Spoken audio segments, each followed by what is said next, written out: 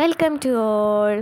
ഇന്ന് നമ്മൾ നോക്കാൻ പോകുന്നത് 10th പ്രിലിംസിൻ്റെ 3 ഘട്ടങ്ങളിൽ നടന്ന എക്സാമുകളുണ്ടല്ലോ. അപ്പോൾ 4ാമത്തെ ഘട്ടങ്ങളിൽ നമുക്ക് ചോദിക്കാവുന്ന ക്വസ്റ്റ്യൻസ് നമുക്ക് നോക്കാം. കാരണം കഴിഞ്ഞ 3 ഘട്ടങ്ങളിലും ആവർത്തിച്ച് വരുന്ന കുറേ ക്വസ്റ്റ്യൻസ് ഒന്ന് ചോദിച്ചിട്ടുണ്ട് അല്ലേ. കുറേ ക്വസ്റ്റ്യൻസ് 3 ഘട്ടങ്ങളിലും ആവർത്തിച്ച് വന്നിട്ടുണ്ട്. അപ്പോൾ നമുക്ക് എന്തൊക്കെയാണ് നമുക്ക് നോക്കാം. നമുക്ക് ഇനി ഈ ഘട്ടത്തിൽ എന്തായിരിക്കും ചോദിക്കാമെന്ന് നമുക്ക് ഇതിൽ നിന്ന് ഏകദേശം മനസ്സിലാക്കാം. അപ്പോൾ നമുക്ക് ഫസ്റ്റ് നോക്കുകയാണെന്നുണ്ടെങ്കിൽ നവോത്ഥാന നായകന്മാരെ കുറിച്ചിട്ട് നന്നായിട്ട് ചോദിക്കുന്നുണ്ട്. നവോത്ഥാന നായകന്മാരെ കുറിച്ചിട്ട് അപ്പോൾ നമുക്ക് നന്നായിട്ട് അത് പഠിച്ചു വെക്കണം. ഞാൻ ഓൾറെഡി എടുക്കുന്നുണ്ട് കേട്ടോ ക്ലാസ് നവോത്ഥാന നായകന്മാരെ കുറിച്ചിട്ട്. അപ്പോൾ നമുക്ക് നോക്കാം 4th സ്റ്റേജിൽ വന്ന നവോത്ഥാന നായകന്മാരെ കുറിച്ച് നോക്കാം. ഓക്കെ, ഫസ്റ്റത്തെ ക്വസ്റ്റ്യൻ തന്നെ അയ്യങ്കാളി ജനിച്ചത് എന്നാണ് ചോദിച്ചേക്കുന്നത്. എന്നാണ് അയ്യങ്കാളി ജനിച്ചത്? 1863 ഓഗസ്റ്റ് 28 അല്ലേ അയ്യങ്കാളി ജനിച്ചത്. 1863 ഓഗസ്റ്റ് 28 അയ്യങ്കാളി ജനിച്ചത്. അപ്പോൾ നമുക്ക് മനസ്സിലായി ഇവിടെ അയ്യങ്കാളിനെ കുറിച്ച് ചോദിച്ചു അല്ലേ. ഇനി നമുക്ക് നോക്കി അടുത്ത ക്വസ്റ്റ്യൻ എന്ന് പറയുന്നത് EV രാമസ്വാമി നായ്ക്കർ സ്മാരകം സ്ഥിതി ചെയ്യുന്നത് എവിടെയാണ്? അപ്പോൾ ഈ ക്വസ്റ്റ്യൻ തന്നെ ഓൾറെഡി നമ്മൾ ചോദിച്ചിട്ടുണ്ട് കേട്ടോ കഴിഞ്ഞ ഘട്ടങ്ങളിൽ. നമുക്ക് നോക്കാം കേട്ടോ. EV രാമസ്വാമി നായ്ക്കറിനെ കുറിച്ച് നന്നായി പഠിച്ചു വയ്ക്കാം.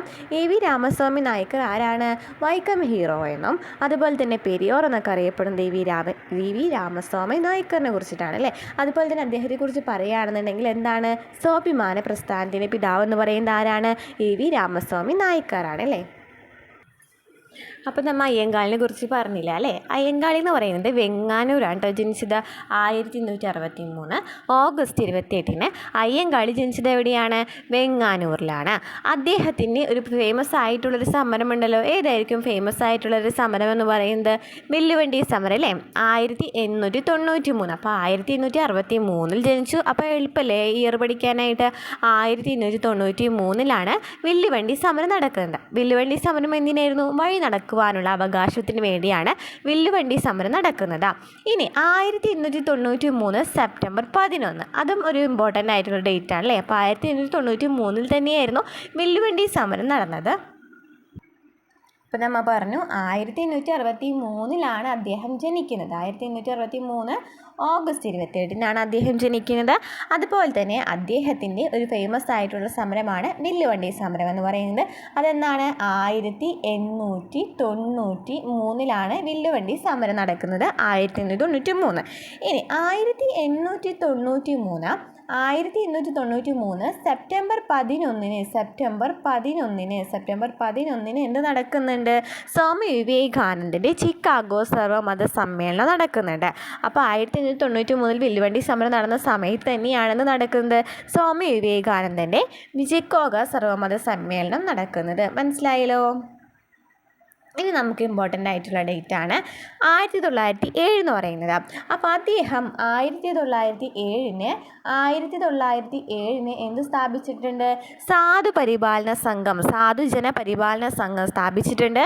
1907 സാധുജന പരിപാലന സംഘം സ്ഥാപിക്കുന്നത്. അപ്പോൾ പ്രസിദ്ധീകരണം സാധുജന പരിപാലനയായിരിക്കും അല്ലേ. പിറ്റത്തെ കൊല്ലമായിരിക്കും 1908 അപ്പോൾ 1907 പറഞ്ഞു അല്ലേ. അപ്പോൾ 1863 പറഞ്ഞു, അതുപോലെ 93 പറഞ്ഞു, അതുപോലെ തന്നെ 1907 പറഞ്ഞു. നെക്സ്റ്റ് പറയുന്നത് 1911 അദ്ദേഹം ശ്രീമൂലം പ്രജാസഭയിൽ അംഗമാകുന്നത്. ശ്രീമൂലം പ്രജാസഭയിൽ അംഗമായിട്ടുണ്ട്. അതുപോലെ തന്നെ 1912 നെടുമങ്ങാട് ചന്തുലഹള അല്ലെങ്കിൽ ശ്രീനാരായണ ഗുരുവിനെ കണ്ടുമുട്ടിയതൊക്കെ 1912 നെടുമങ്ങാട് ചന്തുലഹള നടക്കുന്നത്. അതുപോലെ തന്നെ ഫേമസ് ആയിട്ടുള്ളൊരു കാര്യമാണ്, അല്ലെങ്കിൽ എപ്പോഴും റിപ്പീറ്റ് ആയി ചോദിക്കുന്ന ഒരു ക്വസ്റ്റ്യൻ ആണ്, കല്ലുമാല സമരം ആരുടെയാണ്? അയ്യങ്കാളിയുടെയാണ് കേട്ടോ കല്ലുമാല സമരം എന്നറിയപ്പെടുന്നത്. കല്ലുമാല സമരം, അതുപോലെ തന്നെ പെരുന്നാട് ലഹള, ഊരുട്ടമ്പല ലഹള, അതൊക്കെ നടക്കുന്നത് എവിടെയാണ്? 90-ാം ആണ്ട് ലഹള എന്നൊക്കെ അറിയപ്പെടുന്നത് 1915 നടക്കുന്നത്. 1915 നടക്കുന്നത്. അപ്പോൾ നമ്മൾ എന്തൊക്കെ പറഞ്ഞു? 1915 പ്രത്യേകതകൾ പറഞ്ഞു അല്ലേ. 1915 പ്രത്യേകതകൾ എന്തൊക്കെയാണ് പറഞ്ഞത്? 1915 എന്ത് നടക്കുന്നത്? 1915 കല്ലുമാല സമരം നടക്കുന്നത് കൊല്ലത്ത്. അതുപോലെ തന്നെ അതിനെ പെരുന്നാട് ലഹള എന്നറിയപ്പെടുന്നു. പിന്നെ എന്താ പറഞ്ഞത്? ഊരുട്ടമ്പല ലഹള, അത് തിരുവനന്തപുരത്താണ്. ഊരുട്ടമ്പല ലഹള അല്ലെങ്കിൽ 90-ാം ആണ്ട് ലഹള എന്നൊക്കെ അറിയപ്പെടുന്നത്, പുലിയ ലഹള എന്നൊക്കെ അറിയപ്പെടുന്നത് ഊരുട്ടമ്പല ലഹള എന്നൊക്കെയാണ്. അത് 1915 നടക്കുന്നത്. അപ്പോൾ ഇത്രയൊക്കെയാണ് കേട്ടോ. പിന്നെ ഗാന്ധിജി അയ്യങ്കാളിയെ സന്ദർശിക്കുന്നത് 1937 ഗാന്ധിജി അയ്യങ്കാളിയെ സന്ദർശിക്കുന്നത് 1937 അപ്പോൾ അയ്യങ്കാളിനെ കുറിച്ച് പറഞ്ഞ ഡേറ്റ് ഒക്കെ ഒന്ന് പഠിച്ച് വെച്ചേ. 1863 1863. അതുപോലെ തന്നെ 1893 നമ്മൾ എന്ത് പറഞ്ഞു? 1863 ജനിച്ചു എന്ന് പറഞ്ഞു. 1893 അദ്ദേഹം വില്ലുവണ്ടി സമരം നടത്തിയെന്ന് പറഞ്ഞു. അതുപോലെ തന്നെ ആ സമയത്ത് സ്വാമി വിവേകാനന്ദ ചിക്കാഗോ സർവ്വമത സമ്മേളനം നടക്കുന്നുണ്ട്. പിന്നെന്താ പറഞ്ഞത്? 1907 പറഞ്ഞു അല്ലേ? 1907 സാധുജന പരിപാലന സംഘം സ്ഥാപിച്ചത്. പിന്നെന്താ പറഞ്ഞത്? 1911 പറഞ്ഞു. 1911 പറഞ്ഞു അല്ലേ? 11 എന്തുണ്ടായിരുന്നത്? ശ്രീമൂലം പ്രജാസഭയിൽ അംഗമായത്. അതുപോലെ തന്നെ 12 പറഞ്ഞല്ലോ. 12 എന്ത് പറഞ്ഞത്? നെടുമങ്ങാട് ലഹള അല്ലെങ്കിൽ ശ്രീനാരായണ ഗുരുവിനെ കണ്ടുമുട്ടിയത് 1912. 1915 കല്ലുമാല സമരം നടക്കുന്നത്. ക്ലിയർ ആണല്ലോ? ഇത്രയൊക്കെ ഉണ്ട് അയ്യങ്കാളിയെക്കുറിച്ച് ഇമ്പോർട്ടൻ്റ് ആയിട്ട് പറയാനുള്ളത്. അപ്പോൾ അയ്യങ്കാളിനെ കുറിച്ചിട്ട് മനസ്സിലായല്ലോ അല്ലേ? ഇനി നമുക്ക് രണ്ടാമത്തെ ക്വസ്റ്റ്യൻ എന്ന് പറയുന്നത് EV രാമസ്വാമി നായ്ക്കർ സ്മാരകം സ്ഥിതി ചെയ്യുന്നത് എവിടെയാണ് കേട്ടോ. അപ്പോൾ നമുക്ക് EV രാമസ്വാമി നായ്ക്കറിനെ കുറിച്ചിട്ട് കഴിഞ്ഞ എക്സാമിനും ചോദിച്ചിട്ടുണ്ടായിരുന്നു അല്ലേ? സ്വാഭിമാന പ്രസ്ഥാനത്തിൻ്റെ നേതാവ് ആരാന്ന് ചോദിച്ചിട്ടുണ്ടായിരുന്നു. അപ്പോൾ EV രാമസ്വാമി നായ്ക്കറിനെ കുറിച്ചിട്ട് നമുക്ക് ആ കൂടി 2-3 പോയിന്റുള്ളൂ കേട്ടോ അദ്ദേഹത്തെക്കുറിച്ച് പഠിക്കാനായിട്ട്. അപ്പോൾ അത് നന്നായിട്ട് പഠിച്ചു വയ്ക്കാം. അപ്പോൾ EV രാമസ്വാമി നായ്ക്കർ സ്മാരകം സ്ഥിതി ചെയ്യുന്നത് എവിടെയാണ്? വൈക്കത്താണ് കേട്ടോ. EV രാമസ്വാമി നായ്ക്കർ സ്മാരകം സ്ഥിതി ചെയ്യുന്നത് എവിടെയാണ്? വൈക്കത്താണ്. അപ്പോൾ അദ്ദേഹമാണല്ലേ സ്വാഭിമാന പ്രസ്ഥാനത്തിൻ്റെ നേതാവെന്ന് പറയുന്നത്. പ്രസ്താവകൻ എന്ന് പറയുന്നത് EV രാമസ്വാമി നായ്ക്കറാണ്. സ്വാഭിമാന പ്രസ്ഥാനം രൂപീകരിച്ചത് 1925 കേട്ടോ. 1925 തമിഴ്നാടാണ് സ്വാഭിമാന പ്രസ്ഥാനം രൂപീകരിക്കുന്നത്. 1925 തമിഴ്നാട്. അദ്ദേഹത്തെ വൈക്കം ഹീറോ എന്നും പെരിയോർ എന്നും അറിയപ്പെടുന്നുണ്ട്. വൈക്കം ഹീറോ എന്നും പെരിയോർ എന്നറിയപ്പെടുന്ന ആരെയാണ്? EV രാമസ്വാമി നായ്ക്കറിനെയാണ്. അതുപോലെ തന്നെ അദ്ദേഹം ജസ്റ്റിസ് പാർട്ടി എന്ന സംഘടനയുടെ സജീവ പ്രവർത്തകനാണ്. ഏത് പാർട്ടിയാണ്? ജസ്റ്റിസ് പാർട്ടി കേട്ടോ. Justice party. പക്ഷെ അത് 1944 ആയപ്പോൾ 1944 ആയപ്പോൾ എന്തായിട്ട് മാറി? ഈ ജസ്റ്റിസ് പാർട്ടി എന്നുള്ളത് ദ്രാവിഡ കഴകം എന്നായിട്ട് മാറി. ജസ്റ്റിസ് പാർട്ടി എന്നുള്ളത് എന്തായി മാറി? ദ്രാവിഡ കഴകം എന്നായിട്ട് മാറി. അപ്പോൾ അതിൻ്റെ പത്രം അല്ലെങ്കിൽ ജേണൽ എന്ന് പറയുന്നത് കുടിയരശായിരുന്നു കേട്ടോ. അപ്പോൾ നമ്മൾ എന്തൊക്കെ പറഞ്ഞു? സ്വാഭിമാന പ്രസ്ഥാനം അല്ലെങ്കിൽ സെൽഫ് റെസ്പെക്റ്റ് അല്ലേ? അതിൻ്റെ സ്ഥാപകൻ എന്ന് പറയുന്നത് EV രാമസ്വാമി നായ്ക്കറാണ്. 1925 തമിഴ്നാട്ടിലാണ് ഇത് രൂപീകരിക്കുന്നത്. വൈക്കം ഹീറോ എന്നും പെരിയോർ എന്നൊക്കെ അറിയപ്പെടുന്ന ആരെയാണ്? സ്വാഭിമാന പ്രസ്ഥാനത്തിൻ്റെ നേതാവായ സ്ഥാപകനായ EV രാമസ്വാമി നായ്ക്കറിനെയാണ്. അതുപോലെ തന്നെ എന്താ പറഞ്ഞത്? ജസ്റ്റിസ് പാർട്ടി എന്ന സംഘടനയുടെ സജീവ പ്രവർത്തകനാണ്. 1944 ജസ്റ്റിസ് പാർട്ടി ദ്രാവിഡ കഴകം എന്നായിട്ട് മാറി. അതിൻ്റെ ജേണൽ അല്ലെങ്കിൽ പത്രം എന്ന് പറയുന്നത് കുടിയരശാണ്. അപ്പോൾ ഇത്രയൊക്കെ പഠിച്ചു വയ്ക്കാം കേട്ടോ EV രാമസ്വാമി നായ്ക്കറിനെ കുറിച്ചിട്ട്. പിന്നെ നോക്കി താഴെ പറയുന്നവരിൽ വേറിട്ട് നിൽക്കുന്ന സാമൂഹ്യ പരിഷ്കർത്താവ് ആരാണെന്ന് ചോദിച്ചിട്ടുണ്ട്. അപ്പോൾ നമുക്കറിയാം അല്ലേ? VT ഭട്ടതിരിപ്പാട്, ഏലിയാസ് ചവറ, വൈകുണ്ഠസ്വാമികളൊക്കെ കേരള നവോത്ഥാനത്തിൻ്റെ പിതാക്കന്മാരാണ് അല്ലേ? അപ്പോൾ MG റാനഡെ എന്ന് പറയുന്നത് ഇന്ത്യൻ നവോത്ഥാനം, പടിഞ്ഞാറേ നവോത്ഥാനത്തിൻ്റെ പിതാവ് എന്നറിയപ്പെടുന്നതാണ് MG റാനഡെ എന്ന് പറയുന്നത്. അപ്പോൾ നമുക്ക് മനസ്സിലായില്ലേ? ഇവിടെ നിന്ന് എന്ത് ചോദിച്ചിട്ടുണ്ട്? നവോത്ഥാനത്തിനെ കുറിച്ച് ചോദിച്ചു അടുത്ത ക്വസ്റ്റ്യനും. ഇനി ഓക്കെ, നെക്സ്റ്റ് ക്വസ്റ്റ്യൻ എന്ന് പറയുന്നത് ഇമ്പോർട്ടൻ്റ് ആണ് കേട്ടോ. സംസ്ഥാന പുനഃസംഘടനാ കമ്മീഷനിൽ ആദ്യം അംഗമായിരുന്ന മലയാളി ആരാന്ന് ചോദിച്ചിട്ടുണ്ട്. അദ്ദേഹം ആരാണ്? സർദാർ KM പണിക്കരാണ്. അപ്പോൾ ഈ സംസ്ഥാന പുനഃസംഘടനാ കമ്മീഷൻ എന്ന് പറയുന്നത് 1986 നവംബർ 1 അത് പ്രകാരം എന്ത് വരുന്നത്? സംസ്ഥാനം രൂപീകരിക്കുന്നത് അല്ലേ? അപ്പോൾ ഇതിന് മുമ്പ് ഈ സംസ്ഥാന പുനഃസംഘടനാ കമ്മീഷൻ ഉണ്ടായിരുന്നു. അതിലുണ്ടായിരുന്ന അധ്യക്ഷൻ എന്ന് പറയുന്നത് ഫസൽ അലി ആയിരുന്നു കേട്ടോ. അത് ചോദിച്ചിട്ടുണ്ട് കേട്ടോ, കഴിഞ്ഞ എക്സാമിന് ചോദിച്ചിട്ടുണ്ടായിരുന്നു. ഫസൽ അലിയാണ്. നമുക്ക് നോക്കാം കേട്ടോ, നമുക്ക് ആ ക്വസ്റ്റ്യൻ നമ്മൾ ഓൾറെഡി നോക്കാൻ പോകുന്നുണ്ട്. അപ്പോൾ ഫസൽ അലിയാണ് എന്തായിരുന്നത്? സംസ്ഥാന പുനഃസംഘടനാ കമ്മീഷൻ അധ്യക്ഷൻ എന്ന് പറയുന്നത്. അതിൽ അംഗമായിരുന്ന മലയാളിയായിരുന്നു സർദാർ KM പണിക്കർ. അതുപോലെ തന്നെ HN ഖുസ്രു എന്ന് പറയുന്ന ആളും അതിൽ അംഗമായിട്ടുണ്ട് കേട്ടോ. HN ഖുസ്രു, സർദാർ KM പണിക്കർ, ഫസൽ അലി എന്നിവരായിരുന്നു അംഗമായിരുന്നത്. മനസ്സിലായല്ലോ അല്ലേ? ക്ലിയർ ആണല്ലോ? ഇനി നോക്കിയേ നെക്സ്റ്റ് ക്വസ്റ്റ്യൻ എന്ന് പറയുന്നത് AKGനെ കുറിച്ച് പറയുന്നതാണ് കേട്ടോ. AK ഗോപാലിനെ കുറിച്ച് പറയുന്നതാണ്. അദ്ദേഹത്തെക്കുറിച്ചും പറയുന്നുണ്ട്. എന്താണ്? 1904 ഒക്ടോബറിൽ ബ്രിട്ടീഷ് ഇന്ത്യയിലെ മലബാർ ജില്ലയിൽ ജനിച്ചു. 1927 ഇന്ത്യൻ നാഷണൽ കോൺഗ്രസിൽ ചേർന്നു. പിന്നീട് അതെന്തായി മാറി? കമ്മ്യൂണിസ്റ്റ് പാർട്ടിയിൽ അംഗമായി. എൻ്റെ ജീവിതകഥ അദ്ദേഹത്തിൻ്റെ ആത്മകഥയാണ്. അപ്പോൾ എന്താ പറഞ്ഞത്? AKGനെ കുറിച്ച് പറഞ്ഞു അല്ലേ? 1904 ഒക്ടോബറിൽ ബ്രിട്ടീഷ് ഇന്ത്യയിലെ മലബാർ ജില്ലയിൽ ജനിച്ചു. 1927 ഇന്ത്യൻ നാഷണൽ കോൺഗ്രസിൽ ചേർന്ന് പിന്നീട് കമ്മ്യൂണിസ്റ്റ് പാർട്ടിയിൽ അംഗമായി. എൻ്റെ ജീവിതകഥ അദ്ദേഹത്തിൻ്റെ ആത്മകഥയാണ്. അത് പറഞ്ഞത് AKGനെ കുറിച്ചിട്ടാണ്. അപ്പോൾ നമുക്ക് ഏത് ചോദിച്ചിട്ടുണ്ട്? AK ഗോപാലിനെ കുറിച്ചിട്ടും ചോദിച്ചിട്ടുണ്ട്. അതുപോലെ തന്നെ ഗാന്ധിജിയും അരാജകത്വം എന്ന ഗ്രന്ഥം എഴുതിയതാരായിരുന്നു? C ശങ്കരൻ നായരാണ് അല്ലേ ഗാന്ധിജിയും അരാജകത്വം എന്ന് പറയുന്ന ഇത് ഗ്രന്ഥം എഴുതിയത്. അപ്പോൾ മനസ്സിലായല്ലോ. ഇവിടെ ഇതാണ് കേട്ടോ ചോദിച്ചിരിക്കുന്നത് നവോത്ഥാന പിതാവിനെ കുറിച്ചിട്ട്. ഇവിടെ ഇത്രയാണ് ചോദിച്ചിരിക്കുന്നത്. ഇനി നോക്കിയേ, ഫസ്റ്റ് ഘട്ടത്തിൽ നവോത്ഥാന പിതാക്കന്മാരെന്താ ചോദിച്ചേക്കുന്നത് നോക്കിയേ. വൈകുണ്ഠസ്വാമിയെ കുറിച്ച് ചോദിച്ചിട്ടുണ്ട് അല്ലേ. വൈകുണ്ഠസ്വാമികളെ സംബന്ധിച്ച് താഴെ പറയുന്ന പ്രസ്താവനകളിൽ ശരിയായവ കണ്ടെത്തുക എന്ന് പറഞ്ഞിട്ടുണ്ട് അല്ലേ. 1908 എന്താണ് പറഞ്ഞേക്കുന്നത്? 1908 തിരുവനന്തപുരം ജില്ലയിലെ കൊല്ലൂർ ഗ്രാമത്തിൽ ജനിച്ചു. അത് തെറ്റാണ് അല്ലേ. തെറ്റാണ്. കൊല്ലൂർ എന്ന് പറയുന്നത് ആരായിരുന്നു? ചട്ടമ്പി സ്വാമികളാണ് അല്ലേ ജനിച്ചിട്ടുള്ളത്. അതുപോലെ തന്നെ പറയുന്നത് എന്താണ്? അദ്ദേഹത്തിൻ്റെ വിശ്വാസ സംഹിത അയ്യാവഴി എന്നാണ് അറിയപ്പെടുന്നത്. അരുൾനൂൽ അദ്ദേഹത്തിൻ്റെ രചനയാണ്. കണ്ണാടി പ്രതിഷ്ഠ നടത്തിയിട്ടുണ്ട്. ഇത്രയൊക്കെയാണ് വൈകുണ്ഠസ്വാമികളെ കുറിച്ചിട്ട് ഇവിടെ ചോദിച്ചിട്ടുള്ളത് അല്ലേ. അപ്പോൾ നമുക്ക് നോക്കാം. വൈകുണ്ഠസ്വാമികൾ എന്ന് പറയുന്നത് ജനിച്ചത് സ്വാമിത്തോപ്പ് കന്യാകുമാരിക്ക് അടുത്താണ് കേട്ടോ. ഇത് ചോദിച്ചിട്ടുണ്ട് കേട്ടോ. സ്വാമിത്തോപ്പ് കന്യാകുമാരിക്ക് അടുത്താണ് വൈകുണ്ഠസ്വാമികൾ ജനിച്ചത്. അദ്ദേഹത്തിൻ്റെ ദാർശനികതയാണ് അയ്യാവഴിയിൽ. ഇതിൽ നമുക്ക് കണ്ടില്ലേ വിശ്വാസ സംഹിത എന്ന് പറയുന്നത് അയ്യാവഴിയാണ്. അതുപോലെ തന്നെ അദ്ദേഹം എന്താണ് ഫേമസ് ആയിട്ടുള്ളത്? 1836 അദ്ദേഹം എന്ത് സ്ഥാപിച്ചിട്ടുണ്ട്? സമത്വ സമാജം സ്ഥാപിച്ചിട്ടുണ്ട്. 1836 എന്ത് സ്ഥാപിച്ചിട്ടുണ്ട്? സമത്വ സമാജം സ്ഥാപിച്ചിട്ടുണ്ട്. അതുപോലെ തന്നെ ബ്രിട്ടീഷുകാരെ വൈറ്റ് ഡേവിൾ എന്ന് വിശേഷിപ്പിച്ചു അദ്ദേഹം. മുന്തിരി കിണറുകൾ നിർമ്മിച്ചു. പിന്നെ നമ്മൾ പറഞ്ഞല്ലേ കണ്ണാടി പ്രതിഷ്ഠ നടത്തിയ ആദ്യത്തെ നേതാവാണ് വൈകുണ്ഠസ്വാമികൾ. പിന്നെ എന്താ പറയുന്നത്? നമ്മൾ അരുൾനൂൽ എന്ന് പറയുന്ന അദ്ദേഹത്തിൻ്റെ രചനയാണ്. അതുപോലെ തന്നെ അമ്മാനെ അരുൾ, അഖിലത്തിരട്ട് എന്നൊക്കെ പറയുന്ന അദ്ദേഹത്തിൻ്റെ രചനകളാണ് കേട്ടോ. അരുൾനൂല്, അമ്മാനെ അരുൾ, അഖിലത്തിരട്ട്. പിന്നെ ചാനാർ ലഹളയ്ക്ക് നേതൃത്വം നൽകിയത് വൈകുണ്ഠസ്വാമികളാണ്. ചാനാർ ലഹളയ്ക്ക് നേതൃത്വം നൽകിയത് നമ്മൾ പറഞ്ഞല്ലോ കണ്ണാടി പ്രതിഷ്ഠ നടത്തിയത് ആദ്യത്തെ നേതാവാണ്. നിഴൽ താങ്കൾ എന്ന പേരിൽ ക്ഷേത്രങ്ങൾ നിർമ്മിച്ചിട്ടുണ്ട് കേട്ടോ. നിഴൽ താങ്കൾ എന്ന പേരിൽ ക്ഷേത്രങ്ങൾ നിർമ്മിച്ചു. അതുപോലെ തന്നെ മുന്തിരി കിണറുകൾ നിർമ്മിച്ചു. അപ്പോൾ ഇത്രയൊക്കെയാണ് കൂടുതലും സമപന്തി ഭോജനം നടത്തിയത് വൈകുണ്ഠസ്വാമികളാണ്. അപ്പോൾ ഇത്രയൊക്കെയാണ് കൂടുതൽ ഇമ്പോർട്ടൻ്റ് ആയിട്ട് വൈകുണ്ഠസ്വാമികളെ കുറിച്ച് പറയാനുള്ളത്. അപ്പോൾ വൈകുണ്ഠസ്വാമികൾ എന്ന് പറയുന്നത് 1809 മുതൽ 1851 വരെ കേട്ടോ അദ്ദേഹത്തിൻ്റെ കാലഘട്ടം പറയുന്നത്. അദ്ദേഹം ജനിച്ചത് സ്വാമിത്തോപ്പ് കന്യാകുമാരിക്ക് അടുത്താണ്. പിന്നെ നമ്മൾ പറഞ്ഞത് അതുപോലെ തന്നെ മുത്തുകൂട്ടി മുടിച്ചൂടും പെരുമാൾ എന്നൊക്കെ അറിയപ്പെടുന്നത് വൈകുണ്ഠസ്വാമികളെയാണ്. അദ്ദേഹത്തിൻ്റെ ദാർശനികതയാണ് അയ്യാവഴി. സമത്വ സമാജം 1836 സ്ഥാപിച്ചിട്ടുണ്ട്.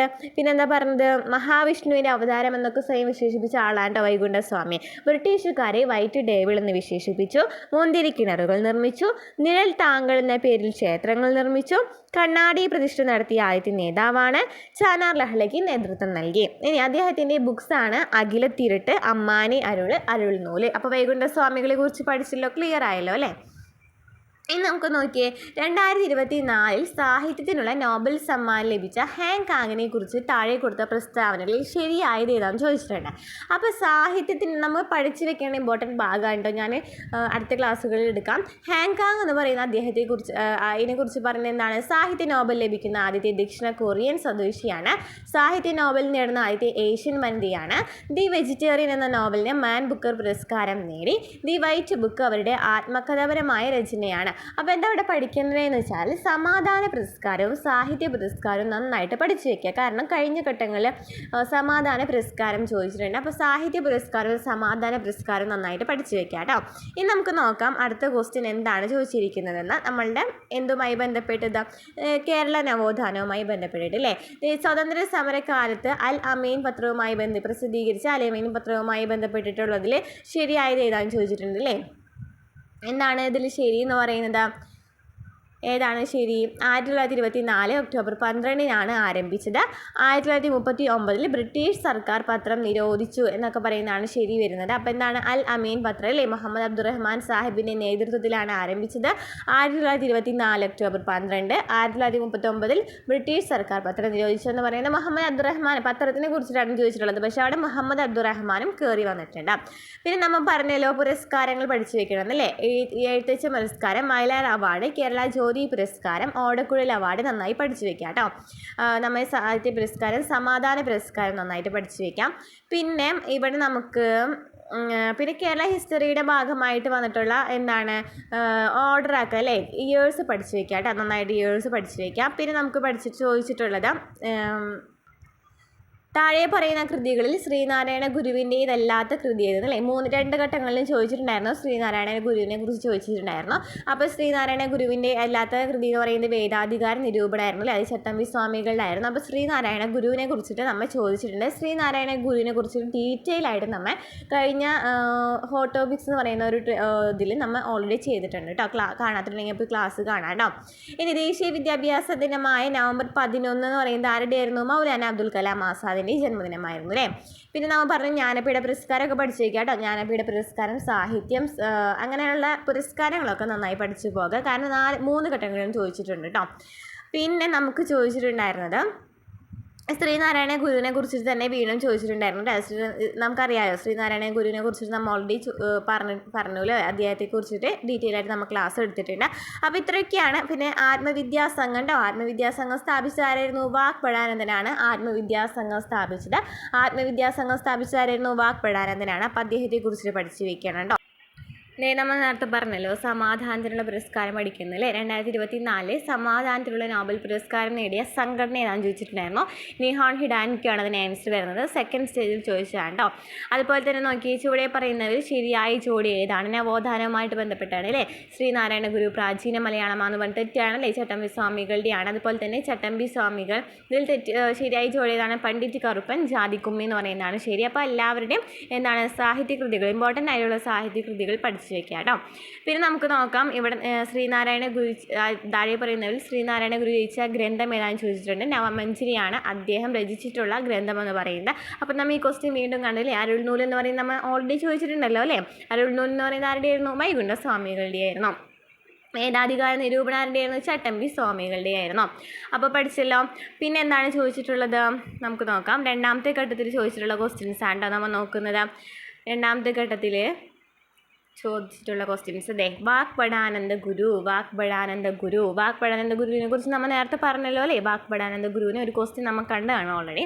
ആത്മവിദ്യാസംഘം സ്ഥാപിച്ചത് ആരായിരുന്നു? വാഗ്ഭടാനന്ദനായിരുന്നു. അപ്പോൾ നോക്കി വാഗ്ഭടാനന്ദനെ കുറിച്ച് ചോദിച്ചിട്ടുള്ളതിൽ ഏതാണ് ശരിയെന്ന് ചോദിച്ചിട്ടുണ്ട്. കണ്ണൂർ ജില്ലയിലെ പാട്യത്താണ് ജനിച്ചത്. അതുപോലെ തന്നെ കണ്ണൂർ ജില്ലയിലെ പാട്യത്താണ് ജനിച്ചത്. പിന്നെന്താണ് പറഞ്ഞിട്ടുള്ളത്?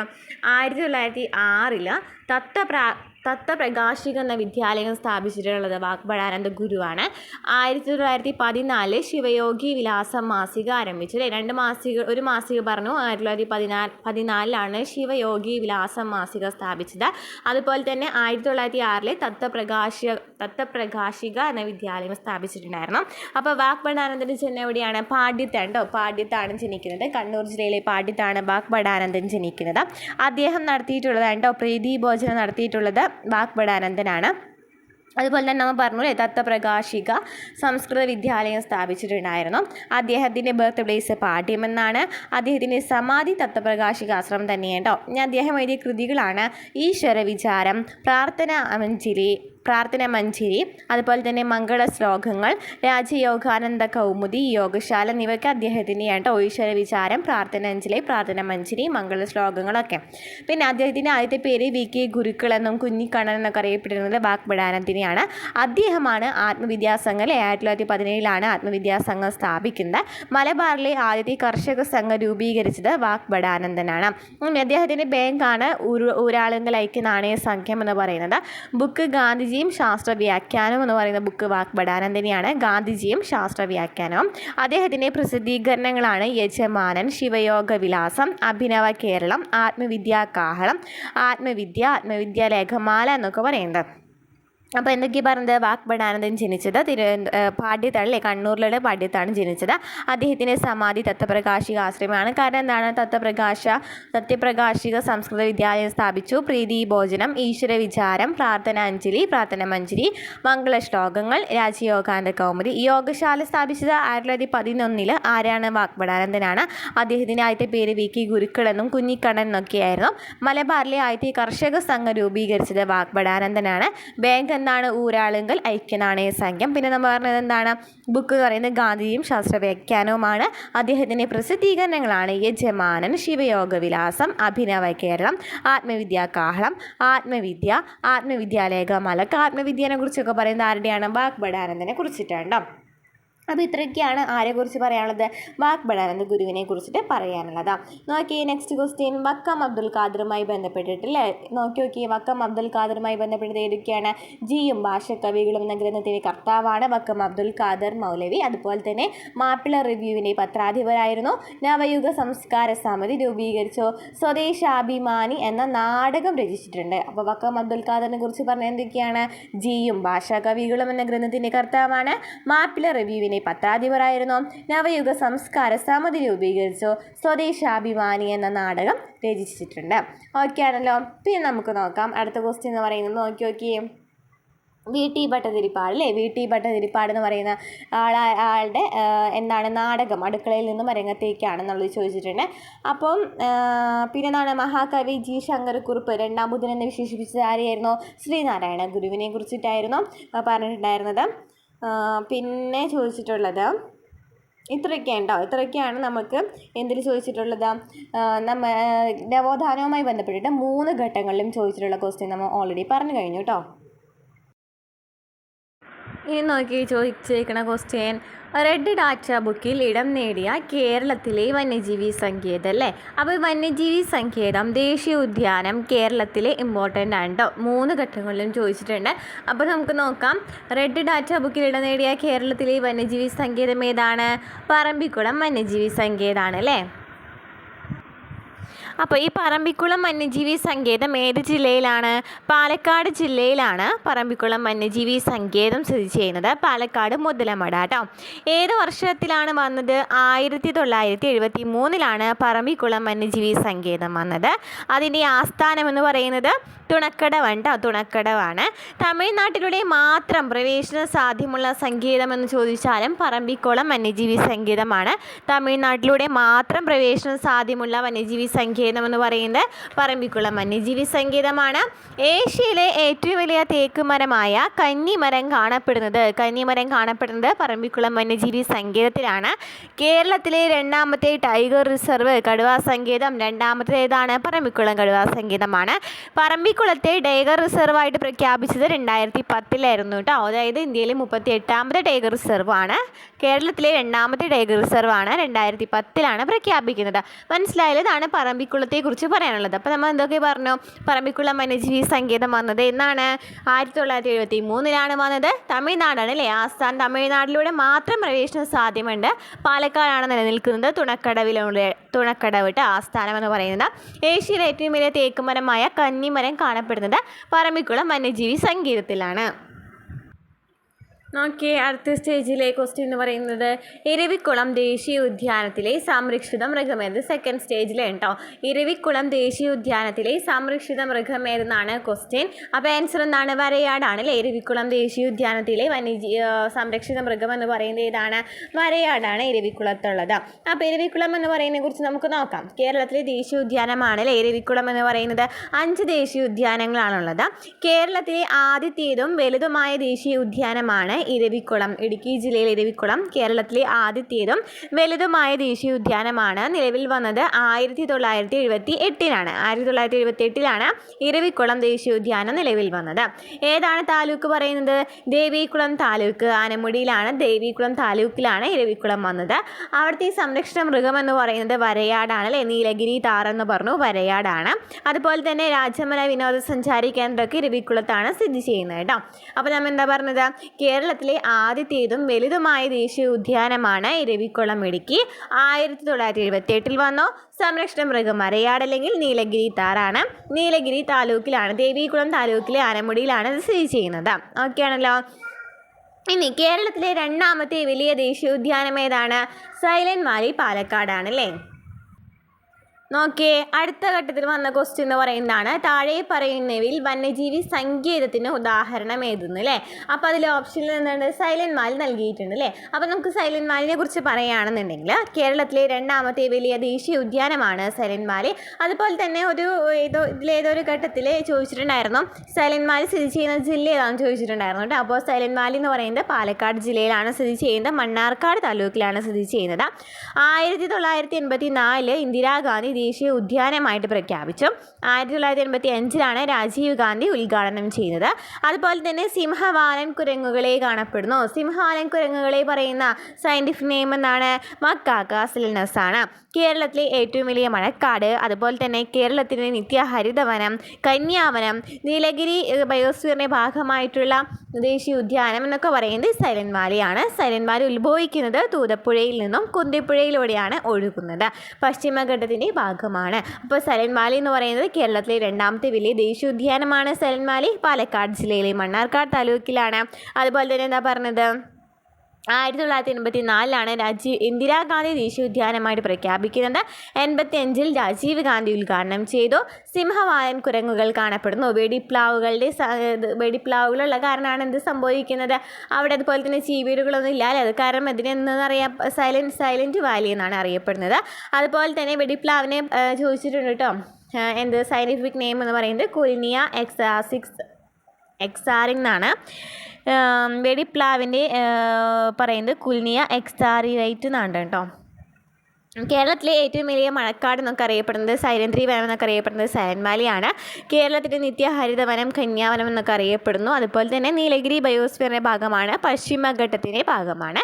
സൈലന്റ് വാലി ഉത്ഭവിക്കുന്നത് തൂതപ്പുഴയിൽ നിന്നും കുന്തിപ്പുഴയിലൂടെയാണ് ഒഴുകുന്നത്. അപ്പോൾ ബാക്കി 3 ദേശീയോദ്യാനങ്ങളുണ്ട് അല്ലേ. ബാക്കി 3 ദേശീയോദ്യാനങ്ങളാണ് ആനമുടി ചോല, പാമ്പാടും ചോല, മതികെട്ടാൻ ചോല. 3 ചോലകളാണ്. ആനമുടി ചോല, പാമ്പാടും ചോല, മതികെട്ടാൻ ചോല 2003 നിലവിൽ വന്നതാണ്. ഇത് 3 എവിടെയാണ്, ഇടുക്കിയിലാണ് അല്ലേ. കേരളത്തിലെ ഏറ്റവും ചെറിയ ദേശീയോദ്യാനം എന്ന് പറയുന്നത് പാമ്പാടും ചോലയാണ്. അപ്പോൾ ഇത്രയൊക്കെയാണ് ദേശീയോദ്യാനത്തെ കുറിച്ച് പഠിക്കാനുള്ളത് കേട്ടോ. അപ്പോൾ നമുക്ക് വന്യജീവി സങ്കേതങ്ങളൊന്ന് ഓടിച്ചു നോക്കാം.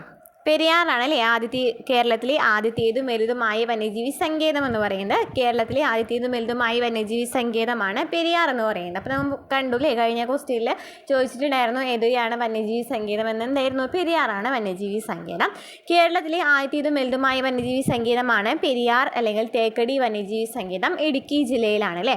പെരിയാറിൻ്റെ ആദ്യത്തെ പേരെന്തായിരുന്നു, നെല്ലിക്കാപ്പെട്ടി എന്നായിരുന്നു. ശ്രീ ചിത്ര തിരുനാളിൻ്റെ കാലത്താണ് വന്നത്.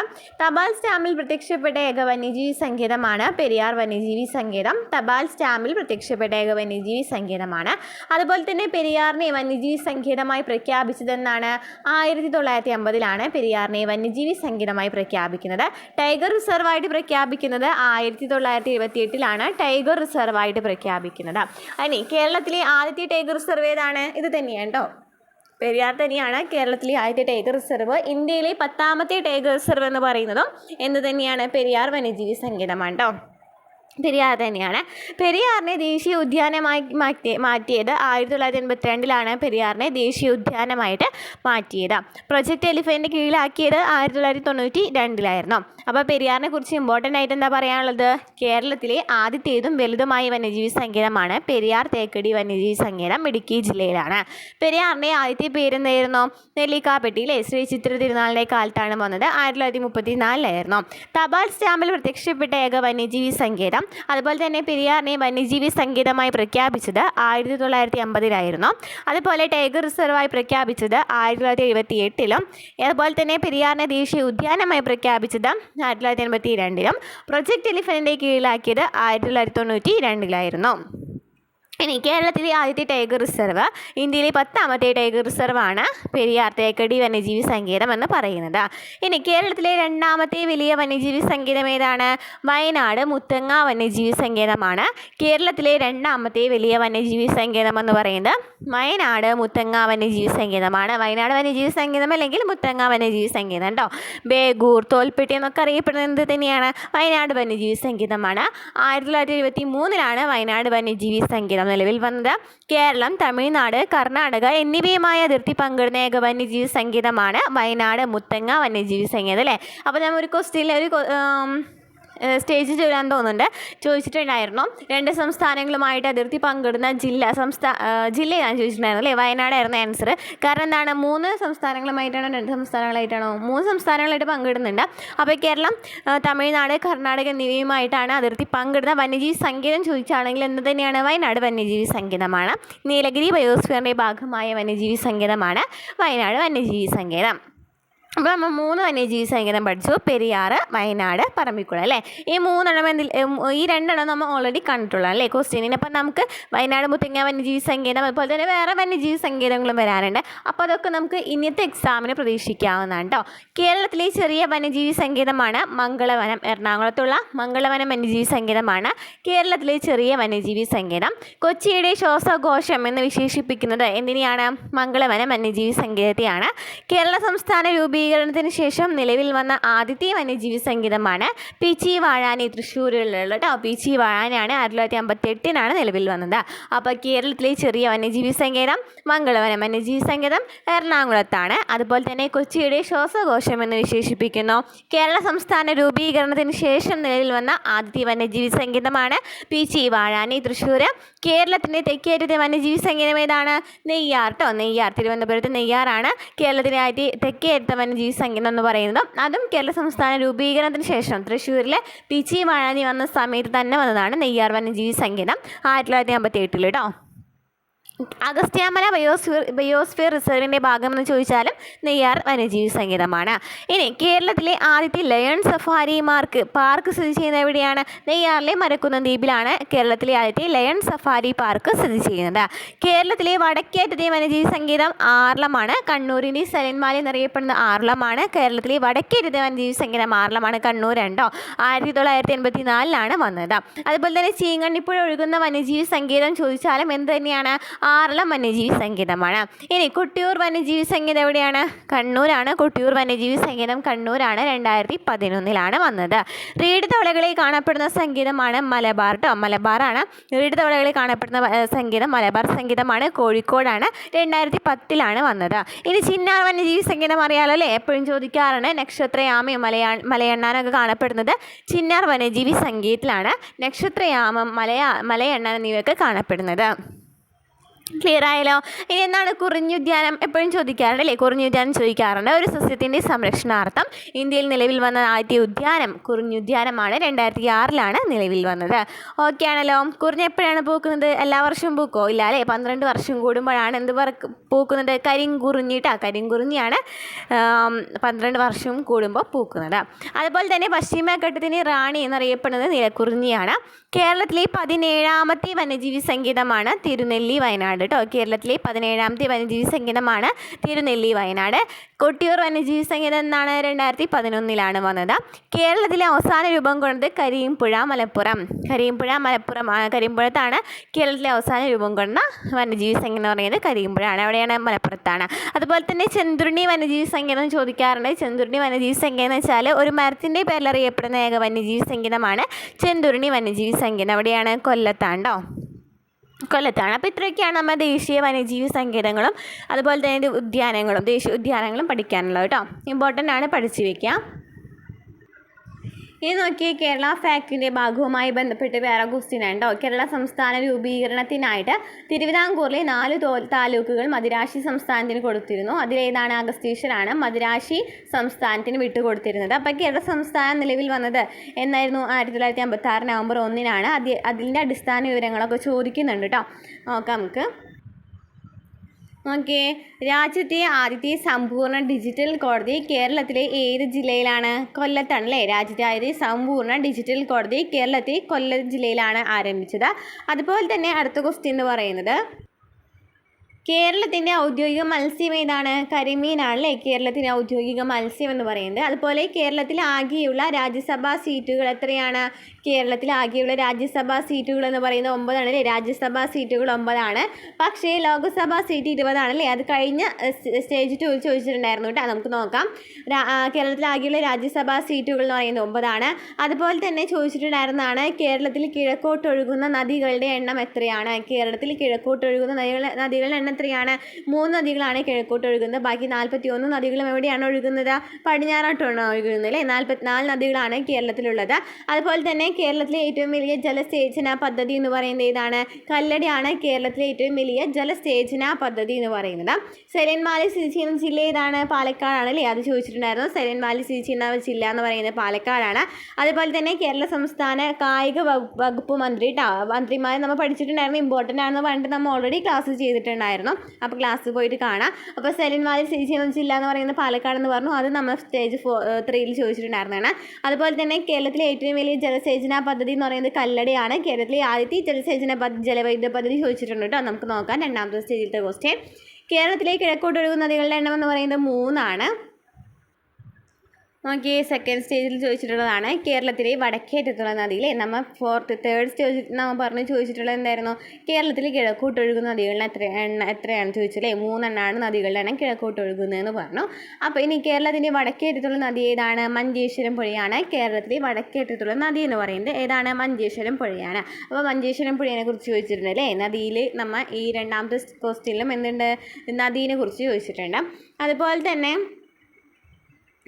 തുറമുഖത്തെക്കുറിച്ച് ചോദിച്ചിട്ടുണ്ട് കേട്ടോ. അതിൽ കേരളത്തിലെ ഏറ്റവും വലിയ മത്സ്യബന്ധന തുറമുഖം എന്ന് പറയുന്നത് നീണ്ടകരയാണ്. അതും ഇതിൽ ചോദിച്ചിട്ടുള്ളതാണ്. സ്റ്റേജ് 2 ചോദിച്ചിട്ടുള്ളതാണ് കേട്ടോ. അപ്പോൾ വടക്കേറ്റത്തുള്ള നദി ചോദിച്ചിട്ടുണ്ട്. അതുപോലെ തന്നെ തുറമുഖം ചോദിച്ചിട്ടുണ്ട് അല്ലേ. അപ്പോൾ നദിയും തുറമുഖം നന്നായിട്ട് പഠിച്ചു വയ്ക്കുക. നോക്കി ആ സ്റ്റേജിൽ തന്നെ ചോദിച്ചിട്ടുള്ള അടുത്ത ക്വസ്റ്റ്യൻ ഉണ്ടോ. കേരളത്തിലെ നദികളിൽ കിഴക്കോട്ടൊഴുകുന്ന നദി ഏതാന്ന്? കേരളത്തിലെ നദികളിൽ കിഴക്കോട്ടൊഴുകുന്ന നദികൾ എത്ര എണ്ണാണെന്നുള്ളത് ഇത് ചോദിച്ചു. തേർഡ് സ്റ്റേജിൽ ചോദിച്ചു. അപ്പോൾ സെക്കൻഡ് സ്റ്റേജിൽ ചോദിച്ചിട്ടുള്ളതാണ് കേരളത്തിലെ നദികളിൽ കിഴക്കോട്ടൊഴുകുന്ന നദി ഏതാണെന്ന് ചോദിച്ചു. കബനിയാണല്ലേ. കബനി, ഭവാനി, പാമ്പാറാണ് കേരളത്തിൽ കിഴക്കോട്ടൊഴുകുന്ന നദി എന്ന് പറയുന്നത്. കബനി, ഭവാനി, പാമ്പാർ എന്നിവയാണ് അല്ലേ. എന്നീ 3 നദികളാണ്. അതുപോലെ തന്നെ നോക്കിയേ ആ സ്റ്റേജിൽ ചോദിച്ചിട്ടുള്ള തന്നെയുണ്ടോ. കേരളത്തിലെ ഏറ്റവും വലിയ കായൽ എന്ന് പറയുന്നത് ഏതാണ്? വേമ്പനാട്ട് കായലാണ്. അപ്പോൾ നദിയും കായലും നന്നായിട്ട് പഠിച്ചു വയ്ക്കാൻ. നദിയാണ് കൂടുതൽ റിപ്പീറ്റഡ് ആയിട്ട് ചോദിക്കുന്നത്. കേരളത്തിലെ ഏറ്റവും വലിയ കായൽ ഏതാണ്? വേമ്പനാട്ട് കായലാണ്. നോക്കി ഇനി ഫസ്റ്റ് സ്റ്റേജിൽ ചോദിച്ചിരിക്കുന്ന ക്വസ്റ്റ്യൻ നോക്കാം കേട്ടോ. അപ്പോൾ നമ്മൾ തേർഡ് സ്റ്റേജും പറഞ്ഞു സെക്കൻഡ് സ്റ്റേജും പറഞ്ഞു അല്ലേ. കേരളത്തെക്കുറിച്ച് ചോദിച്ചിട്ടുള്ളത് നോക്കിയേ. കേരളത്തിൽ പടിഞ്ഞാറോട്ട് ഒഴുകുന്ന നദികളുടെ എണ്ണം എത്രയാണ് ചോദിച്ചത് കണ്ടോ. അപ്പോൾ നമ്മൾ 3 സ്റ്റേജിൽ നോക്കിയില്ലേ. ഒരു സ്റ്റേജിൽ ചോദിച്ചു. ഫസ്റ്റ് സ്റ്റേജിൽ എന്താണ് ചോദിച്ചിരിക്കുന്നത്? കേരളത്തിൽ പടിഞ്ഞാറോട്ട് ഒഴുകുന്ന നദികളുടെ എണ്ണം എത്രയാണെന്ന് ചോദിച്ചു. അപ്പോൾ എത്രയാണ് ചോദിച്ചത്? 44 നദികളാണ് കേരളത്തിൽ പടിഞ്ഞാറോട്ട് ഒഴുകുന്ന നദികൾ. പിന്നത്തെ സ്റ്റേജിൽ ചോദിച്ചു കേരളത്തിൽ കിഴക്കോട്ട് ഒഴുകുന്ന നദികളുടെ എണ്ണം ചോദിച്ചു. അപ്പോൾ എത്രയാണ്? 3 ആണ്. ഒരു മറ്റേ സ്റ്റേജിൽ ചോദിച്ചു കേരളത്തിൽ കിഴക്കോട്ട് ഒഴുകുന്ന നദി ഏതാണെന്ന് ചോദിച്ചു അല്ലേ. കബനിയായിരുന്നു. കബനി, ഭവാനി, പാമ്പാറാണ് 3 നദികളാണ് കിഴക്കോട്ട് ഒഴുകുന്നത്. അപ്പോൾ നദികളെ കുറിച്ചിട്ട് പഠിക്കണം. പിന്നെ നോക്കി 2 സംസ്ഥാനങ്ങളുമായിട്ട് അതിർത്തി പങ്കിടുന്ന കേരളത്തിലെ ഏക ജില്ല എന്ന് പറയുന്നത് നമ്മൾ പറഞ്ഞു അല്ലേ. വയനാടാന്ന് പറഞ്ഞു. പക്ഷേ 3 എന്തായിരുന്നു പറഞ്ഞത്? 3 സംസ്ഥാനങ്ങളുമായിട്ട് അതിർത്തി പങ്കിടുന്ന വന്യജീവി സങ്കേതമായിരുന്നു വയനാട് വന്യജീവി സങ്കേതം. പിന്നെ നോക്കിയേ നെക്സ്റ്റ് ക്വസ്റ്റ്യൻ. കേരളത്തിലെ ആദ്യത്തെ ജലവൈദ്യുത പദ്ധതി ഏതാണ്? നമ്മൾ കണ്ടില്ലേ നേരത്തെ ക്വസ്റ്റ്യനിൽ കണ്ടു. കേരളത്തിലെ ആദ്യത്തെ ജലസേചന പദ്ധതി എന്ന് പറയുന്നത് ഏതായിരുന്നു? കല്ലടയായിരുന്നു. എന്നാൽ ആദ്യത്തെ ജലവൈദ്യുത പദ്ധതി ഏതാണ്? പള്ളിവാസലാണ് കേരളത്തിലെ ആദ്യത്തെ ജലവൈദ്യുത പദ്ധതി എന്ന് പറയുന്നത്. അപ്പോൾ ജലവൈദ്യുത പദ്ധതിയും ജലസേചന പദ്ധതിയും ചോദിച്ചു അല്ലേ ക്വസ്റ്റ്യൻ എന്ന് പറയുന്നത്. അപ്പോൾ നമുക്ക് ഇനി വേണമെന്നുണ്ടെങ്കിൽ കുറച്ചും ഡീറ്റെയിൽ ആയിട്ട് ചോദിക്കാം. അതുപോലെ തന്നെ കേരളത്തിൽ ഏറ്റവും കൂടുതൽ കാണപ്പെടുന്ന മണ്ണിനം എന്ന് പറയുന്നത് ഏതാണ്? ലാറ്ററൈറ്റ് മണ്ണാണ്. കേരളത്തിൽ ഏറ്റവും കൂടുതൽ കാണപ്പെടുന്ന മണ്ണിനം ഏതാണ്? ലാറ്ററൈറ്റ് മണ്ണാണ്. ഇനി റെഡ് ഡാറ്റ ബുക്കിലിട നേടിയ കേരളത്തിലെ വന്യജീവി സങ്കേതം നമ്മൾ ഓൾറെഡി പറഞ്ഞു. പറമ്പിക്കുള്ള വന്യജീവി സങ്കേതമാണെന്ന് പറഞ്ഞു. നെക്സ്റ്റ് നോക്കിയ ക്വസ്റ്റ്യൻ. കേരളത്തിലെ ആകെയുള്ള ലോകസഭാ സീറ്റുകൾ എത്ര? 20 ആണല്ലേ. 20 ലോകസഭാ സീറ്റുകളാണ് ഉള്ളത്. നമ്മൾ കഴിഞ്ഞ കഴിഞ്ഞ സ്റ്റേജിൽ കണ്ടു രാജ്യസഭാ സീറ്റുകളിൽ നിന്ന് എത്ര എണ്ണമാണ് അല്ലേ? 9 എണ്ണമാണെന്ന് പറഞ്ഞു. അപ്പോൾ കേരളത്തിൽ ആകെയുള്ള ലോകസഭാ സീറ്റുകൾ എത്രയാണ്? 20 എണ്ണമാണ്. അപ്പോൾ കേരളത്തിലെ അടിസ്ഥാന വിവരങ്ങൾ എന്ന് പറയുന്നത് ഒന്നും കൂടി ഡീറ്റെയിൽ ആയിട്ട് എത്ര എണ്ണം ഉണ്ടെന്നുള്ളതൊക്കെ പഠിച്ചു വയ്ക്കുക. എത്ര താലൂക്ക് ഉണ്ട്, മുനിസിപ്പാലിറ്റി ഉണ്ടെന്നൊക്കെ പഠിച്ചു വയ്ക്കുക കേട്ടോ. ഓക്കെ. കേരള സംസ്ഥാന ജലവിഭവ വകുപ്പ് മന്ത്രി ചോദിച്ചിട്ടുണ്ടല്ലോ. നമ്മൾ ഓൾറെഡി മന്ത്രിനെ കുറിച്ച് ചെയ്തിട്ടുണ്ട് കേട്ടോ ക്ലാസ്. അതുപോലെ തന്നെ SCERT ക്ലാസ്സുകൾ നമ്മുടെ ചാനലിൽ ഇട്ടിട്ടുണ്ട്. അപ്പോൾ ക്ലാസ്സുകൾ കാണാത്തവരുണ്ടെങ്കിൽ പോയി കാണാം. അതിൽ നിന്നൊക്കെ നന്നായി ചോദിച്ചിട്ടുണ്ട്. അപ്പോൾ കേരള സംസ്ഥാന ജലവിഭവ വകുപ്പ് മന്ത്രി ആരാണ്? റോഷി അഗസ്റ്റിൻ ആണല്ലേ. റോഷി അഗസ്റ്റിൻ ആണ്. അതുപോലെ തന്നെ നോക്കിയേ 1956 കേരളം രൂപീകരിക്കുമ്പോൾ എത്ര ജില്ലകൾ ഉണ്ടായിരുന്നു? 1956 കേരളം രൂപീകരിക്കുമ്പോൾ 5 ജില്ലകളായിരുന്നു അല്ലേ. അപ്പോൾ നമുക്ക് കേരളത്തിൻ്റെ അടിസ്ഥാന വിവരങ്ങൾ എന്ന് പറയുന്നത് പഠിച്ചു വയ്ക്കാം. അതുപോലെ തന്നെ നോക്കിയേ നെക്സ്റ്റ് ക്വസ്റ്റ്യൻ എന്താണ് ചോദിച്ചിരിക്കുന്നതെന്ന്. ജില്ലയുടെ ഭാഗത്ത് നിന്ന് ചോദിച്ചിട്ടുണ്ട് അല്ലേ. 1859 ജെയിംസ് ഡാറ കയർ ഫാക്ടറി സ്ഥാപിച്ച സ്ഥലം ഏതാണ്? ആലപ്പുഴയിലായിരുന്നു അല്ലേ. അപ്പോൾ കയർ ഫാക്ടറിയുടെ ഭാഗമായിട്ട് ചോദിക്കാൻ എന്നുണ്ടെങ്കിൽ എന്താ ജില്ലയുടെ ഭാഗമായിട്ട് ചോദിച്ചിട്ടുണ്ട് അല്ലേ. ആലപ്പുഴ ജില്ലയാണ്. അപ്പോൾ ഇത്രയൊക്കെ നന്നായിട്ട് കേരളത്തിലെ അടിസ്ഥാന വിവരങ്ങൾ എന്ന് പറയുന്ന ടോപ്പിക്കിൽ നിന്ന് ചോദിച്ചിട്ടുണ്ട്. കേരള ഫാക്ടിൽ നിന്ന് ചോദിച്ചിട്ടുണ്ട്. അപ്പോൾ നമുക്ക് കുറച്ച് നദികളും കായലുകളും ഇമ്പോർട്ടൻ്റ് ആയിട്ടുള്ള കുറച്ച് പോയിന്റ്സ് ഞാൻ പറഞ്ഞു പോകാം. നദികളെ കുറിച്ചിട്ടും കായലുകളെ കുറിച്ചിട്ടും നമ്മൾ ഓൾറെഡി വീഡിയോ ചെയ്തിട്ടുണ്ട്, പോയി കാണാം കേട്ടോ. അപ്പോൾ കേരളത്തിലെ നദികളും കായലുകളും എന്ന് പറയുന്നത് നമ്മൾ ഓൾറെഡി ലിങ്ക് കൊടുക്കാം. അതുപോലെ തന്നെ നദികളെക്കുറിച്ച് ഞാൻ ഇമ്പോർട്ടൻ്റ് ആയിട്ടുള്ള കുറച്ച് കാര്യങ്ങൾ പറഞ്ഞു തരാം. ഡീറ്റെയിൽ ആയിട്ട് എടുക്കേണ്ട ക്ലാസ്സാണ്, പക്ഷെ നമ്മൾ കുറച്ച് ഇമ്പോർട്ടൻ്റ് ആയിട്ടുള്ള കാര്യം മാത്രം ഉണ്ടോ. കേരളത്തിൽ നദികൾ 44 പടിഞ്ഞാറോട്ട് ഒഴുകുന്ന നദികളുടെ എണ്ണം എന്ന് പറയുന്നത് 41, കിഴക്കോട്ട് ഒഴുകുന്നത് 3 നദികളാണ്. 100 കിലോമീറ്ററിലും കൂടുതൽ ഒഴുകുന്ന നദികളുടെ എണ്ണം എത്രയാണ്? 11 നദികളാണ് കേട്ടോ. ഇനി പെരിയാർ എന്ന് പറയുന്നതാണ് ഏറ്റവും വലിയ നദി എന്ന് പറയുന്നത് ഏതാണ്? പെരിയാറാണ്. ഏറ്റവും വലിയ നദിയും നീളം കൂടിയ നദി എന്നൊക്കെ അറിയപ്പെടുന്നത് പെരിയാറാണ്. ഇടുക്കി ജില്ലയിൽ എറണാകുളത്താണല്ലേ, ഇടുക്കി ജില്ലയിലും എറണാകുളത്തും കൂടി ഒഴുകുന്നതാണ് പെരിയാർ നദി എന്ന് പറയുന്നത്. നീളം 244 കിലോമീറ്റർ ആണ്. എവിടെയാണ്? ഇടുക്കിയിൽ ശിവഗിരിയിൽ നിന്നാണ് ഉത്ഭവിക്കുന്നത്. ഓക്കെയാണല്ലോ. പെരിയാറാണ് ഏറ്റവും വലിയ നദി, നീളം കൂടിയ നദി. ഇടുക്കി എറണാകുളം ജില്ലയിലൂടെ ഒഴുകുന്നു. നീളം 244 കിലോമീറ്റർ. ഉത്ഭവം ശിവഗിരി, ഇടുക്കിയിൽ നിന്ന്. അതുപോലെ തന്നെ നമ്മൾ എന്താണ് പറഞ്ഞത്? പൂർണ്ണ എന്ന് വിശേഷിപ്പിച്ചതും ചൂർണി, ആലപ്പുഴ, കാലടിപ്പുഴ എന്നൊക്കെ അറിയപ്പെടുന്നത് പെരിയാറിനെയാണ്. ചൂർണി, പൂർണ്ണ, ആലപ്പുഴ, കാലടിപ്പുഴ. ഇതിൽ ചൂർണി എന്ന് പറയുന്നത് കൗടില്യൻ്റെ അർത്ഥശാസ്ത്രത്തിൽ പ്രതിപാദിച്ചിരിക്കുന്ന പേരാണ്. പൂർണ്ണ എന്ന് പറയുന്നത് ശങ്കരാചാര്യർ വിശേഷിപ്പിച്ചതായിരുന്നു.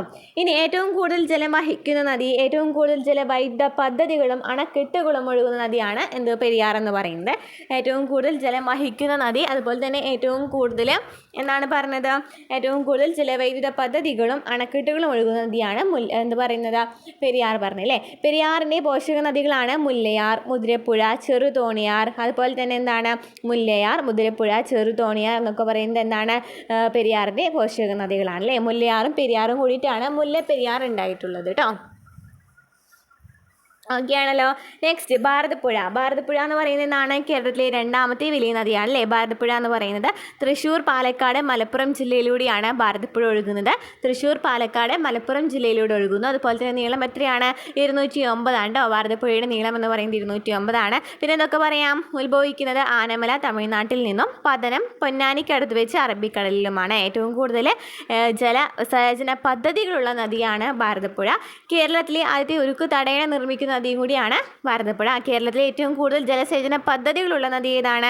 ഭാരതപ്പുഴയാണ്. അതുപോലെ തന്നെ എന്തൊക്കെയാണ് ഇതിനെ വിശേഷിപ്പിച്ചിട്ടുള്ളത്? പൊന്നാനിപ്പുഴ, നീള, പേരാറ്, കേരളത്തിൻ്റെ നൈൽ, കേരളത്തിൻ്റെ ഗംഗ എന്നൊക്കെ അറിയപ്പെടുന്നത് ഭാരതപ്പുഴയുണ്ടോ. പൊന്നാനിപ്പുഴ, നീള, പേരാറ്, കേരളത്തിൻ്റെ നൈൽ, കേരളത്തിൻ്റെ ഗംഗ എന്നൊക്കെ അറിയപ്പെടുന്നു. പോഷക നദികളാണ് ഗായത്രിപ്പുഴ, കണ്ണാടിപ്പുഴ, കൽപ്പാത്തിപ്പുഴ, തൂതപ്പുഴ. ഇതിൽ ഇമ്പോർട്ടൻ്റ് ആയിട്ടുള്ള ഭാഗമാണ് കുന്തിപ്പുഴ എന്ന് പറയുന്നത്. ഇതാണ് തൂതപ്പുഴ എന്ന് പറയുന്നത് സൈലന്റ് വാലി ഉത്ഭവിക്കുന്നതാണ്. സൈലന്റ് വാലിയുടെ ഒഴുകുന്ന നദിയാണ് കുന്തിപ്പുഴ.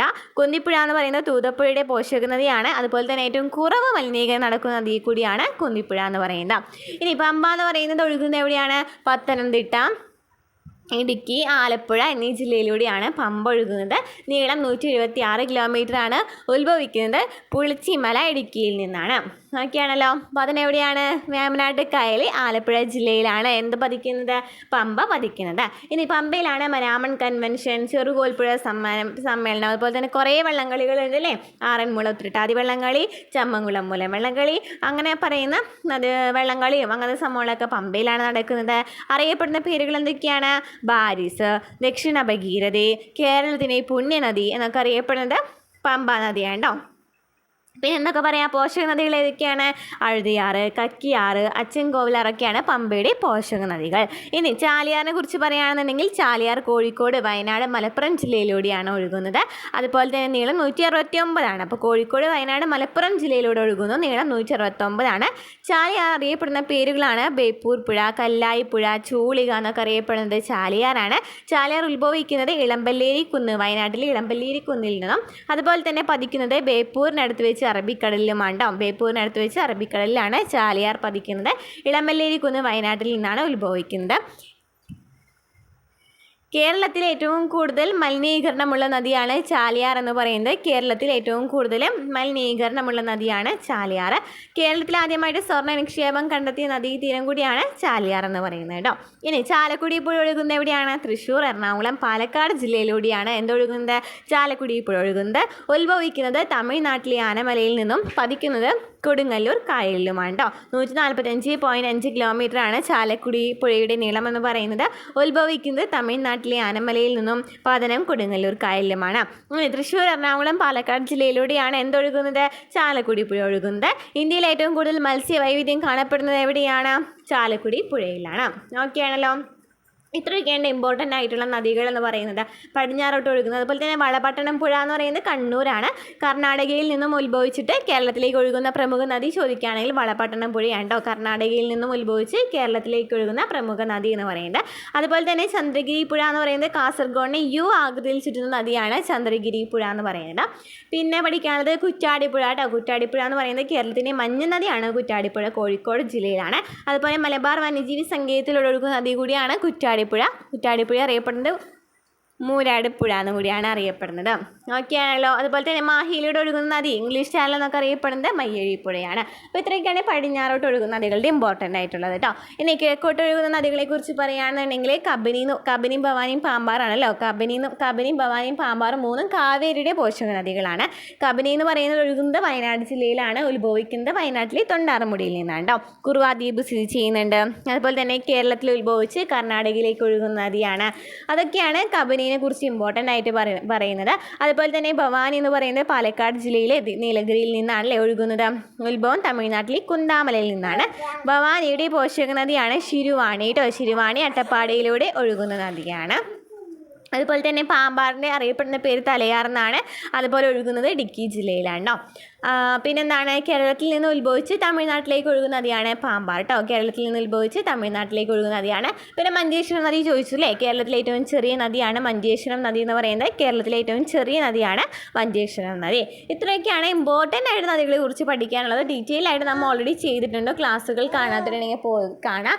അതുപോലെ തന്നെ കായലുകൾ എന്ന് പറയുന്നത് ഇമ്പോർട്ടൻ്റ് ആണ്. കായലുകൾ നമ്മൾ ഓൾറെഡി ചെയ്തിട്ടുണ്ട് കേട്ടോ. കായലുകൾ ഏതൊക്കെയാണ്? വേമ്പനാട്ട് കായൽ, അഷ്ടമുടി കായൽ, പിന്നെ എന്തൊക്കെയാണ്? പുന്നമടക്കായൽ, ആലപ്പുഴ കേട്ടോ. അപ്പോൾ അഷ്ടമുടിക്കായൽ കൊല്ലത്താണ്. അതുപോലെ തന്നെ പുന്നമടക്കായൽ ആലപ്പുഴയിലാണ്. ശാസ്താംകോട്ട കായൽ എവിടെയാണ്? കൊല്ലത്താണ് അല്ലേ. ശാസ്താംകോട്ട കായൽ എഫ് ആകൃതിയിൽ കാണപ്പെടുന്നു. അതുപോലെ തന്നെ പൂക്കോട് തടാകം വയനാടാണ്. പൂക്കോട് തടാകം കേരളത്തിലെ ഏറ്റവും ചെറിയ ശുദ്ധജല തടാകമാണ് പൂക്കോട് തടാകം കേട്ടോ. മാനാഞ്ചിറ കോഴിക്കോടാണ്. കേരളത്തിലെ മനുഷ്യനിർമ്മിത ശുദ്ധജല തടാകം എന്ന് പറയുന്നത് മാനാഞ്ചിറ കോഴിക്കോടാണ് കേട്ടോ. കേരളത്തിലെ മനുഷ്യനിർമ്മിത ശുദ്ധജല തടാകം എന്ന് പറയുന്നത് മാനാഞ്ചിറ കോഴിക്കോടാണ്. പിന്നെ എന്തൊക്കെയാണ് പറയാനുള്ളത്? കൊച്ചിയാണ് ഇന്ത്യയിലെ ഏറ്റവും വലിയ തടാക തുറമുഖം എന്ന് പറയുന്നത് കൊച്ചിയാണ്. പിന്നെ കൊച്ചിനെ കുറിച്ച് പറയുകയാണെന്നുണ്ടെങ്കിൽ കേരളത്തിലെ തെക്കേയറ്റത്തെ കായൽ വേളിയാണ്. തെക്കേയറ്റത്തെ ശുദ്ധജല കായൽ എന്ന് പറയുന്നത് വെള്ളായണിയാണ്. കേരളത്തിലെ തെക്കേയറ്റത്തെ ശുദ്ധജല കായൽ എന്ന് പറയുന്നത് ഇതാണ് വെള്ളായണിയാണ്. പിന്നെ ആക്കുളം മഞ്ചുതെങ്ങ് തിരുവനന്തപുരത്താണ്. ആക്കുളം മഞ്ചുതെങ്ങൊക്കെ തിരുവനന്തപുരത്താണ്. കേരളത്തിലെ തെക്കേയറ്റത്തെ കായൽ വേളി, തെക്കേയറ്റത്തെ ശുദ്ധജല കായൽ വെള്ളായണി. ഇനി വടക്കേയറ്റത്തെ കായൽ ഉപ്പള, വടക്കേയറ്റത്തെ ശുദ്ധജല കായൽ പൂക്കോട് കേട്ടോ. വടക്കേയറ്റത്തെ കായൽ ഉപ്പള, വടക്കേയറ്റത്തെ ശുദ്ധജല കായൽ എന്ന് പറയുന്നത് പൂക്കോട്. ഓക്കെ ആണല്ലോ. പിന്നെ എന്തൊക്കെയാണ്? റാംസർ കരാറിലെ കായലുകളുടെയും തണ്ണീർത്തടങ്ങളുടെയും സംരക്ഷണത്തിനായിട്ട് നിലവിൽ വന്ന അന്താരാഷ്ട്ര കരാറാണ് റാംസർ കരാർ. ഇതിൽ ഉൾപ്പെട്ടിട്ടുള്ള കായലുകളാണ് വേമ്പനാട്ട് കായൽ, അഷ്ടമുടി കായൽ, ശാസ്താംകോട്ട കായലൊക്കെ. ഹൃദയത്തിൻ്റെ ആകൃതിയിൽ കാണപ്പെടുന്ന ഏതാണ്? മേപ്പാടി കായലാണ് ഹൃദയത്തിൻ്റെ ആകൃതിയിൽ കാണപ്പെടുന്നത്.